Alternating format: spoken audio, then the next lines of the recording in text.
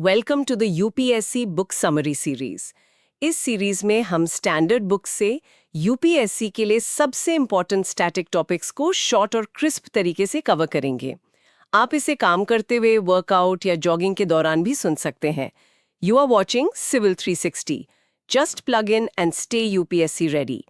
Today's topic is Making of Indian Constitution from the book Indian Polity by M. Lakshmikant. So let's dive deep into the topic. और ये कहानी सिर्फ कुछ तारीखों या घटनाओं की नहीं है, बल्कि ये समझना जरूरी है कि कैसे एक राष्ट्र ने अपने भविष्य का खाका तैयार किया। तो शुरुआत करते हैं कि ये संविधान सभा की मांग उठी कैसे। हाँ, ये आइडिया सबसे पहले, जहां तक मुझे याद है, 1934 में M.N. रॉय ने दिया था। वयस्क मताधिकार के आधार पर चुनी जानी चाहिए, बिना किसी बाहरी दखल के। हाँ, लेकिन ब्रिटिश सरकार ने इसे एकदम से नहीं माना। उन्होंने सैद्धांतिक रूप से, मतलब प्रिंसिपल में, इसे 1940 के अगस्त प्रस्ताव में स्वीकार किया। अच्छा, 1940 में? जी। फिर 1942 में क्रिप्स मिशन आया, सर स्टैफोर्ड क्रिप्स के नेतृत्व में। उन्होंने एक प्रस्ताव रखा कि दूसरे विश्व युद्ध के बाद भारत अपना संविधान बना सकता है। लेकिन वो तो शायद मुस्लिम लीग ने रिजेक्ट कर दिया था। हाँ, बिल्कुल। मुस्लिम लीग ने इसे खारिज कर दिया क्योंकि उनकी मांग थी कि भारत को दो हिस्सों में बांटकर दो अलग संविधान सभाएं बने। तो क्रिप्स मिशन फेल हो गया। तो फिर रास्ता कैसे निकला? रास्ता निकला 1946 के कैबिनेट मिशन से। इसमें 3 सदस्य थे। इन्होंने 2 संविधान सभाओं वाली मांग को तो ठुकरा दिया, लेकिन एक ऐसी योजना पेश की जिससे मुस्लिम लीग काफी हद तक संतुष्ट हो गई। अच्छा, तो इसी कैबिनेट मिशन योजना के आधार पर नवंबर 1946 में संविधान सभा का गठन हुआ। जी हाँ, नवंबर 1946। अब इसकी संरचना को समझना थोड़ा जरूरी है। कुल सीटें तय हुई 389। 389, ये कैसे बंटी थी? इनमें से 296 सीटें ब्रिटिश भारत के लिए थीं और 93 सीटें रियासतों यानी प्रिंसली स्टेट्स के लिए। ओके, 296 ब्रिटिश भारत और 93 रियासतें। हाँ, और जो ब्रिटिश भारत की 296 सीटें थीं, उनमें से भी 292 गवर्नर के प्रांतों से आनी थी और 4 चीफ कमिश्नर के प्रांतों से। और सीटों का आवंटन किस आधार पर हुआ? ये जनसंख्या के अनुपात में था। मोटे तौर पर कहें तो हर 10 लाख लोगों पर एक सीट। अच्छा, 10 लाख पर एक सीट। जी। और ब्रिटिश भारत की सीटों को 3 प्रमुख समुदायों में बांटा गया, मुस्लिम, सिख और सामान्य, जिसमें मुस्लिम और सिख को छोड़कर बाकी सब आ गए। ये बंटवारा भी उनकी जनसंख्या के अनुपात में ही था। और इनका चुनाव कैसे हुआ? क्या लोगों ने सीधे वोट डाले थे? नहीं, ये सीधा चुनाव नहीं था। हर समुदाय के प्रतिनिधियों को प्रांतीय विधानसभा में उसी समुदाय के सदस्यों ने चुना, और चुनाव का तरीका था आनुपातिक प्रतिनिधित्व, एकल संक्रमणीय मत के द्वारा। मतलब proportional representation by means of single transferable vote. बिल्कुल। और जो रियासतें थीं, उनकी 93 सीटों के लिए प्रतिनिधि वहां के प्रमुखों द्वारा मनोनीत किए जाने थे, मतलब नॉमिनेट होने थे। तो इसका मतलब ये हुआ कि संविधान सभा आंशिक रूप से चुनी हुई थी और आंशिक रूप से मनोनीत, और चुनाव भी सीधे जनता ने नहीं बल्कि प्रांतीय विधानसभा के सदस्यों ने किया था। सही पकड़ा आपने, ये एक अप्रत्यक्ष चुनाव था। तो जुलाई-अगस्त 1946 में चुनाव हुए इन 296 सीट्स के लिए। नतीजे क्या रहे? नतीजों में भारतीय राष्ट्रीय कांग्रेस को बड़ी जीत मिली, 208 सीटें। मुस्लिम लीग को 73 सीटें मिली, और जो छोटे समूह और स्वतंत्र सदस्य थे, उन्हें 15 सीटें। और रियासतों का क्या हुआ? उन्होंने तो शुरू में हिस्सा नहीं लिया शायद। हाँ, 93 सीटें जो रियासतों के लिए थीं, वो भर नहीं पाईं क्योंकि उन्होंने खुद को संविधान सभा से अलग रखने का फैसला किया था शुरू में। लेकिन ये दिलचस्प है कि सभा में उस वक्त के भारत के लगभग सभी बड़े चेहरे शामिल थे, सिवाय महात्मा गांधी के। हाँ, गांधी जी को छोड़कर समाज के हर वर्ग, हर समुदाय से प्रतिनिधि मौजूद थे। चलिए, अब सभा के काम करने के तरीके पर आते हैं। पहली बैठक हुई 9 दिसंबर 1946 को। जी, 9 दिसंबर 1946। लेकिन जैसा कि हमने बात की, मुस्लिम लीग ने इसका बहिष्कार किया, तो बैठक में केवल 211 सदस्य ही शामिल हुए। हाँ, क्योंकि वो अलग पाकिस्तान की मांग पर अड़े थे। बिल्कुल। उस पहली बैठक में डॉक्टर सच्चिदानंद सिन्हा, जो सबसे वरिष्ठ सदस्य थे, उन्हें फ्रांस की परंपरा के अनुसार सभा का अस्थायी अध्यक्ष चुना गया। अच्छा, अस्थायी अध्यक्ष। फिर स्थायी अध्यक्ष कौन बने? बाद में डॉक्टर राजेंद्र प्रसाद को सभा का स्थायी अध्यक्ष चुना गया, और 2 उपाध्यक्ष भी चुने गए, H.C. मुखर्जी और V.T. कृष्णमाचारी। ओके, एक अध्यक्ष और 2 उपाध्यक्ष। जी। इसके बाद एक बहुत महत्वपूर्ण घटना हुई, उद्देश्य प्रस्ताव का पेश होना। हाँ, ये बहुत ही ऐतिहासिक पल था। 13 दिसंबर 1946 को पंडित जवाहरलाल नेहरू ने ये प्रस्ताव पेश किया। इसमें क्या खास था? ये सिर्फ एक प्रस्तावना जैसी चीज थी या उससे ज्यादा? ये सिर्फ प्रस्तावना नहीं थी, ये संविधान की बुनियाद थी, उसका दर्शन था। इसमें वो मूल बातें थीं जिन पर हमारा संविधान खड़ा होना था, जैसे भारत को एक स्वतंत्र संप्रभु गणराज्य घोषित करना, सभी नागरिकों के लिए न्याय, समानता और स्वतंत्रता सुनिश्चित करना, अल्पसंख्यकों, पिछड़े वर्गों और आदिवासी क्षेत्रों के हितों की रक्षा के लिए पर्याप्त प्रावधान करना। ये सब बातें इसमें थी। और यही बाद में जाकर हमारे संविधान की प्रस्तावना मतलब प्रीएम्बल बना। बिल्कुल, इसी उद्देश्य प्रस्ताव का परिवर्तित रूप ही हमारे संविधान की प्रस्तावना है। इस प्रस्ताव को सभा ने 22 जनवरी 1947 को सर्वसम्मति से स्वीकार कर लिया। 22 जनवरी 1947, ये तारीख भी अहम है। जी। अब आते हैं 1947 के भारतीय स्वतंत्रता अधिनियम पर। देश आजाद हो रहा था, बंटवारा हो रहा था। इसका संविधान सभा पर क्या असर पड़ा? बहुत बड़ा असर पड़ा। पहली बात तो ये कि जो रियासतें पहले अलग थीं, वो धीरे धीरे शामिल होने लगी। 28 अप्रैल 1947 तक 6 रियासतों के प्रतिनिधि आ चुके थे और 3 जून 1947 की माउंटबेटन योजना के बाद तो बची हुई ज्यादातर रियासतों ने भी अपनी सीटें संभाल ली। और मुस्लिम लीग के सदस्य जो भारत के हिस्से से थे, हाँ, भारतीय डोमिनियन वाले मुस्लिम लीग के सदस्य भी सभा में शामिल हो गए। इस अधिनियम ने सभा की कानूनी स्थिति में भी बड़े बदलाव किए होंगे। निश्चित रूप से 3 मुख्य बदलाव हुए। पहला, सभा एक पूरी तरह संप्रभु यानी सॉवरन निकाय बन गई। अब वो ब्रिटिश संसद द्वारा भारत के संबंध में बनाए गए किसी भी कानून को बदल सकती थी या खत्म कर सकती थी। मतलब पूरी आजादी। बिल्कुल। दूसरा बड़ा बदलाव ये हुआ कि सभा एक विधायिका भी बन गई। मतलब उसे 2 काम करने थे, एक तो देश के लिए संविधान बनाना और दूसरा देश के लिए आम कानून लागू करना। अच्छा, दोहरी भूमिका। हाँ, और जब सभा संविधान बनाने के लिए बैठती थी तो अध्यक्षता डॉक्टर राजेंद्र प्रसाद करते थे, और जब वो विधायिका के तौर पर यानी आम कानून बनाने के लिए बैठती थी तो अध्यक्षता जीवी मावलंकर करते थे। ये व्यवस्था 26 नवंबर 1949 तक चली, जब तक संविधान बनने का काम पूरा नहीं हो गया। ये दिलचस्प है। और तीसरा बदलाव? तीसरा बदलाव विभाजन से जुड़ा था। जब पाकिस्तान बन गया तो मुस्लिम लीग के जो सदस्य उन क्षेत्रों से आते थे जो पाकिस्तान में चले गए, वो संविधान सभा से हट गए।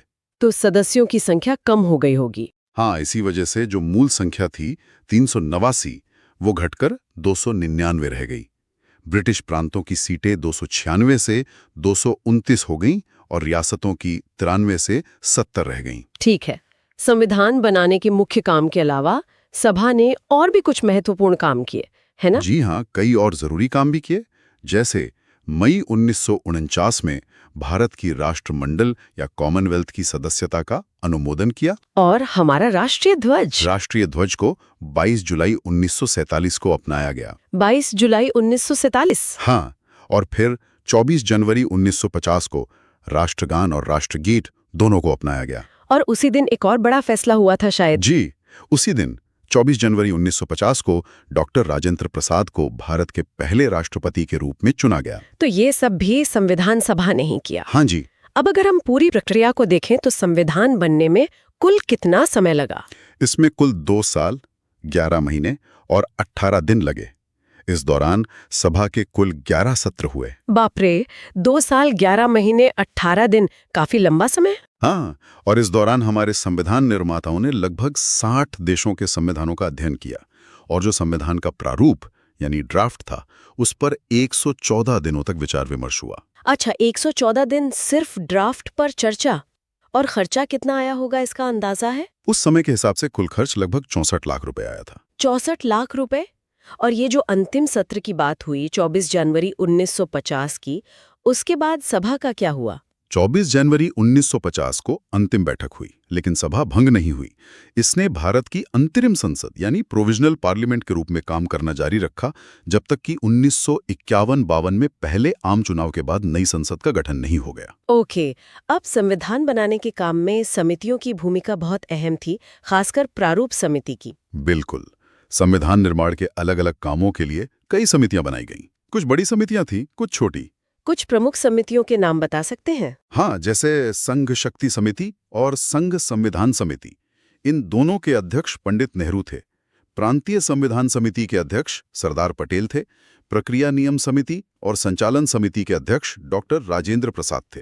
और सबसे महत्वपूर्ण प्रारूप समिति? हाँ, प्रारूप समिति यानी ड्राफ्टिंग कमेटी। ये शायद सबसे महत्वपूर्ण समिति थी।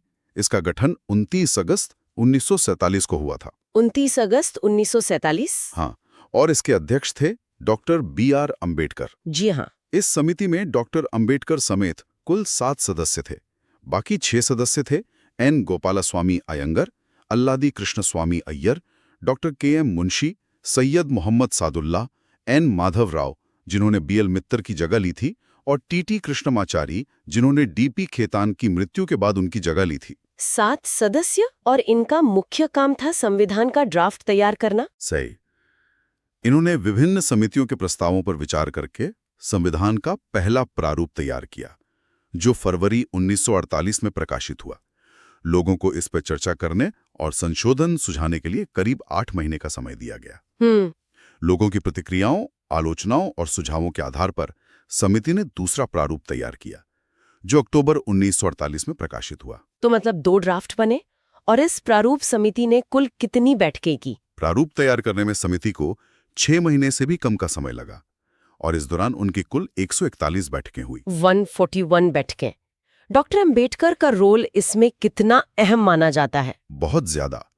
उन्होंने न केवल प्रारूप तैयार करने में नेतृत्व किया, बल्कि सभा में उस पर हुई बहसों में बड़ी कुशलता से उसका बचाव भी किया। उनके तर्क और योगदान को देखते हुए ही उन्हें भारत के संविधान का पिता, या मुख्य वास्तुकार, या आधुनिक मुनु की संज्ञा दी जाती है। बिल्कुल। अब आते हैं संविधान के अधिनियमन यानी एनैक्टमेंट पर। प्रारूप समिति ने फाइनल ड्राफ्ट पेश किया, फिर क्या हुआ? बाप रे, डॉक्टर अंबेडकर ने अंतिम प्रारूप 4 नवंबर 1948 को सभा में पेश किया। इस पर पहली बार आम चर्चा हुई, जिसे पहला वाचन कहते हैं। ये 5 दिन चली। पहला वाचन, फिर दूसरा वाचन सबसे लंबा और महत्वपूर्ण था। ये 15 नवंबर 1948 से शुरू हुआ और 17 अक्टूबर 1949 तक चला। इसमें संविधान के हर खंड पर, मतलब क्लॉज बाय क्लॉज, विस्तार से विचार किया गया। बाप रे, लगभग 1 साल। इसमें संशोधन भी आए होंगे?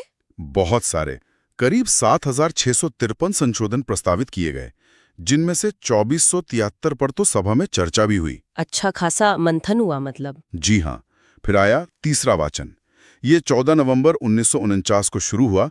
डॉक्टर अंबेडकर ने प्रस्ताव पेश किया कि संविधान, जैसा कि सभा द्वारा तय किया गया है, पारित किया जाए। और ये प्रस्ताव पारित हो गया? हाँ, ये प्रस्ताव 26 नवंबर 1949 को पारित घोषित कर दिया गया। इस पर अध्यक्ष और उपस्थित सदस्यों ने हस्ताक्षर किए। उस दिन कुल 299 में से 284 सदस्य उपस्थित थे जिन्होंने हस्ताक्षर किए। 26 नवंबर 1949, ये तारीख हमारे संविधान की प्रस्तावना में भी लिखी है। इसी दिन भारत के लोगों ने इस संविधान को अंगीकृत, अधिनियमित और आत्मार्पित किया। बिल्कुल। इस दिन जो संविधान अपनाया गया, उसमें एक प्रस्तावना, 395 अनुच्छेद यानी आर्टिकल्स, और 8 अनुसूचियां यानी शेड्यूल्स थी। वैसे प्रस्तावना को पूरे संविधान को लागू करने के बाद लागू किया गया था। अच्छा, ये दिलचस्प है कि प्रस्तावना सबसे अंत में लागू हुई। तो संविधान अपनाया गया 26 नवंबर 1949 को, लेकिन लागू 26 जनवरी 1950 को हुआ। ऐसा क्यों? हाँ, देखिए, 26 नवंबर 1949 को ही नागरिकता, चुनाव, अंतरिम संसद, अस्थायी और संक्रमणकालीन प्रावधानों से जुड़े कुछ अनुच्छेद, जैसे अनुच्छेद 5, 6, 7, 8, 9, 60, 324, 366, 367, 379, 380, 388, 391, 392 और 393 तुरंत लागू हो गए थे। अच्छा, कुछ जरूरी चीजें उसी दिन लागू हो गईं। जी, लेकिन संविधान का जो बड़ा हिस्सा था वो 26 जनवरी 1950 को लागू हुआ। इसी दिन को संविधान में संविधान के प्रारंभ की तिथि कहा गया है, और इसे हम गणतंत्र दिवस के रूप में मनाते हैं। पर 26 जनवरी की तारीख ही क्यों चुनी गई? इसका एक ऐतिहासिक महत्व है। 1929 के लाहौर अधिवेशन में कांग्रेस ने पूर्ण स्वराज का संकल्प लिया था, और 26 जनवरी 1930 को पूर्ण स्वराज दिवस के रूप में मनाया था। उसी ऐतिहासिक दिन की याद में 26 जनवरी को संविधान लागू करने के लिए चुना गया। अच्छा, ये वजह थी। और संविधान लागू होते ही पुराने कानून? हाँ, संविधान के लागू होने के साथ ही भारतीय स्वतंत्रता अधिनियम 1947 और भारत सरकार अधिनियम 1935 और उसके सहायक अधिनियम, ये सब निरस्त हो गए। हालांकि abolition of privy council jurisdiction act 1949 लागू रहा। ठीक है। अब इतनी बड़ी प्रक्रिया थी, जाहिर है इसकी कुछ आलोचनाएं भी हुई होंगी। हाँ, कई आधारों पर आलोचना की जाती है। एक तो ये कि ये प्रतिनिधि निकाय नहीं थी, क्योंकि सदस्य सीधे वयस्क मताधिकार से नहीं चुने गए थे। हाँ, ये बात हमने की थी। और दूसरी आलोचना ये होती है कि ये संप्रभु निकाय नहीं थी, क्योंकि इसका गठन ब्रिटिश सरकार के प्रस्तावों पर हुआ था और इसकी बैठकें भी ब्रिटिश सरकार की इजाजत से होती थीं। हालांकि 1947 के बाद ये स्थिति बदल गई थी। समय को लेकर भी आलोचना होती है। हाँ, कुछ आलोचक कहते हैं कि इसमें जरूरत से ज्यादा समय लगा, जबकि अमेरिकी संविधान सिर्फ 4 महीने में बन गया था। और एक आलोचना कांग्रेस के प्रभुत्व को लेकर भी होती है। सही कहा जाता है कि सभा में कांग्रेस का वर्चस्व था। एक ब्रिटिश विशेषज्ञ ग्रैनविल ऑस्टिन ने तो कहा था कि संविधान सभा एक दलीय देश का एक दलीय निकाय थी। सभा ही कांग्रेस थी और कांग्रेस ही भारत था। और वकीलों और राजनेताओं का दबदबा? हाँ, ये भी कहा जाता है कि इसमें वकीलों और नेताओं का बोलबाला था, जिससे समाज के दूसरे वर्गों को पर्याप्त प्रतिनिधित्व नहीं मिला और संविधान की भाषा जटिल हो गई। और एक आलोचना ये भी है कि इसमें हिंदुओं का प्रभुत्व था। लॉर्ड विस्काउंट साइमन ने इसे हिंदुओं का निकाय कहा था। विंस्टन चर्चिल ने भी टिप्पणी की थी कि सभा ने भारत के केवल एक बड़े समुदाय का प्रतिनिधित्व किया। हाँ, ये आलोचनाएं उस समय की गई थी। इन आलोचनाओं के बावजूद संविधान बना और लागू हुआ। कुछ और महत्वपूर्ण तथ्य या रोचक बातें हैं सभा से जुड़ी? हाँ, कुछ दिलचस्प बातें, जैसे सभा के प्रतीक यानी मोहर के रूप में हाथी को अपनाया गया था। हाथी? अच्छा। सर BN राव को सभा का संवैधानिक सलाहकार यानी कानूनी सलाहकार नियुक्त किया गया था। HVR अयंगर सचिव थे? जी। और SN मुखर्जी संविधान के मुख्य प्रारूपकार यानी चीफ ड्राफ्ट्समैन थे। और जिसने इसे अपने हाथों से लिखा? हाँ, वो थे प्रेम बिहारी नारायण रायजादा। उन्होंने पूरे संविधान को बहुत ही खूबसूरत इटैलिक शैली में हाथ से लिखा था। वाह। और सजावट, मूल संस्करण का सौंदर्यकरण और सजावट शांति निकेतन के कलाकारों ने की थी, जिनमें नंदलाल बोस और बेहोल्ड राम मनोहर सिन्हा प्रमुख थे।